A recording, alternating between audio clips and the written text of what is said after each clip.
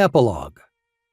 On April 14th, Good Friday, Booth carried out his threat by shooting Abraham Lincoln while he attended the play Our American Cousin at Ford's Theater. The president died the next day. That day, General Robert Anderson, who surrendered Fort Sumter on April 12, 1861, raised the Stars and Stripes over Fort Sumter, assisted by no less than Frederick Douglass. Lincoln's open coffin lay in state at the White House on the 18th and was then moved to the U.S. Capitol Rotunda on the 21st. After public viewing in Washington, D.C., Lincoln's coffin was placed on a funeral train, along with the remains of his son Willie, headed for his final resting place in Springfield, Illinois. The route followed the one taken by President-elect Lincoln when he departed his hometown for his inauguration as the 16th president. The trip covered 1,654 miles through 180 cities and 7 states to allow the Northern public an opportunity to pay their last respects. News of Lee's surrender slowly made its way to Johnston and Sherman in North Carolina. On April 17th, the two commanders met in Durham Station, North Carolina, to discuss terms. At first, Sherman offered more generous terms than were offered by Grant to Lee. Secretary of War Edwin Stanton, embittered by Lincoln's murder, refused to approve the terms. On April 26th, Johnston surrendered his 37,000 men on the same conditions as those given to Lee at Appomattox Courthouse. Only 2 sizable Confederate armies remained. One was in Louisiana, led by General Richard Taylor, brother-in-law of Jefferson Davis and son of President Zachary Taylor. He surrendered on May 4th. The other army was in Texas and commanded by General Edmund Kirby Smith. Smith surrendered on May 26th. On May 10th, Jefferson Davis was captured in Georgia and immediately imprisoned. The last battle of the Civil War occurred in Cameron County, Texas, on May 12th to May 14th. Native, African, and Hispanic Americans were all involved in the fighting. The Confederates won. Not all parts of the country learned of the war's end and slavery's abolition. In Texas, it was not until June 19th when Major General Gordon Granger landed at Galveston, Texas with news that the war had ended were slaves set free. Juneteenth is celebrated to this day.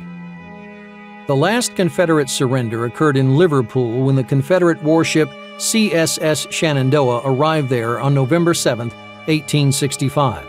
The Shenandoah was also responsible for firing the last shot of the American Civil War at a whaler off the Aleutian Islands in June 1865. The ship's captain was unaware of the Confederate surrender and continued to sink Union merchant ships off Alaska until he learned the news while in San Francisco Harbor on August 2nd. He immediately set sail for Liverpool in fear of being tried as pirates in the U.S. The terms of the Confederate surrender did not extend amnesty to Confederate sailors, only its soldiers.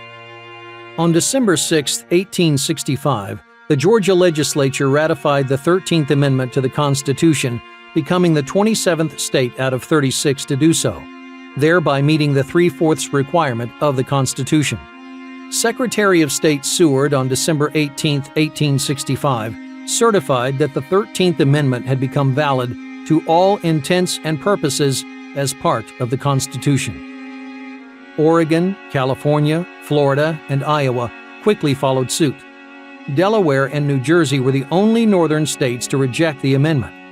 New Jersey finally ratified it in 1866. Delaware did so in 1901.